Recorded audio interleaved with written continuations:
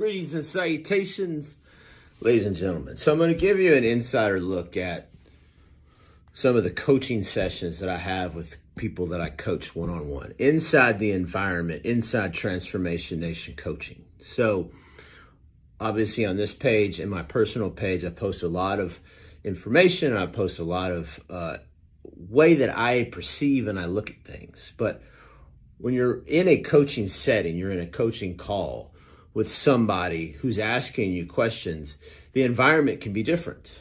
And oftentimes I am brought a current situation that may seem like it's this current situation that may be the hindrance, that this current situation may be the frustration. But through asking questions and listening, we can oftentimes be able to trace what's happening now back to something else. And it linearly looks identical. So something that may have happened in our past, no matter what it may be, it could be trauma, it could be, you'd fill in the blank, okay? We're all adults here. You can fill in the blank of what your personal plight in life has been in your past, no matter what it may have looked like, no matter how it may have affected you. Ultimately, if we don't dissolve it, if we don't accept it, we don't acknowledge it, we don't take action towards it, and we practice it, it can come back to continuously venture up and show up in every single situation that we present ourselves in. So we're not presenting ourselves as we are, we're presenting ourselves as who we think we are. Two very big, distinct differences. The past matters only if we allow it to matter.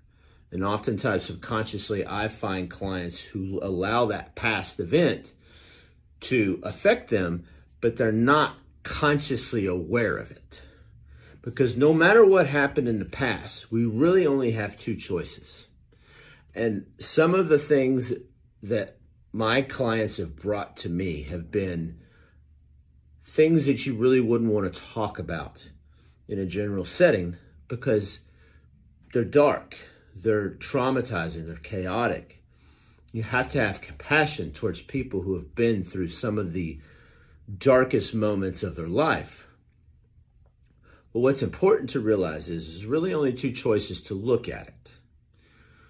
You can look at it from the standpoint of you're wounded, you're broken. How many times do we hear that from people? I'm just a broken person.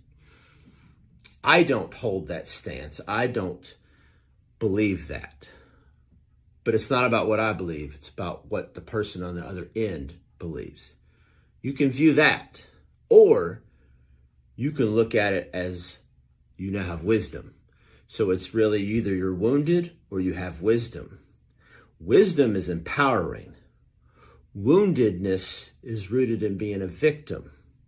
There's a certain energy that surrounds both of these two qualities. Someone who is wounded, who feels that they are wounded, based on what they've been through in life, is going to show up differently than someone who looks at their past events, their past scenarios, their past circumstances as I have wisdom. Just look at the two different words. You can show up either way, but the way you show up is really going to dictate how your future looks. Because everything we do happens in the present. The future really doesn't exist. Okay, theoretically, as we're speaking, there is no future because everything we're doing happens in the present. The past has already happened. We can't do anything about it. The future doesn't exist. What happens, happens right now.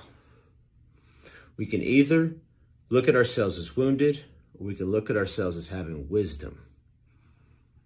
We can look at ourselves as being a victim, or we can look at ourselves as being victorious. Well, now, Josh, why would you look at some of the darkest things you could think about as something that would be wisdom and victory? Well, if I can't do anything about it, if I can't get back in the Back to the Future car and go back that way and change it, I have no other alternative than to find the quality or a quality or multiple qualities or multiple things, energies rooted in what happened to me so that I can use those things to best serve the world. Because they were given to me for a reason. It's up to me to define the reason. Either wounded or wisdom, victim or victorious. We have the choice. So when I step into a coaching matter and these things come up, the very first inclination that someone has when I bring these up is like, oh no, whoa, hold on a second. How could I look at it that way? It's not that I'm suggesting that people look at it that way. I'm saying that you could choose to look at it differently from a different perspective. And if you took a different perspective, what would then be access to you? If you choose to look at it from being a wounded standpoint, you're going to show up as such, as a wounded person. If you're going to look at it as I have wisdom, you're going to show up as I have wisdom. Those are two very big, distinct things. I want you to chew on that for a second. I want you to chew on that. I'm offering a discovery call to anyone that wants to take it. In this discovery call, essentially what will be discussed is you. Anything that you allow to be discussed.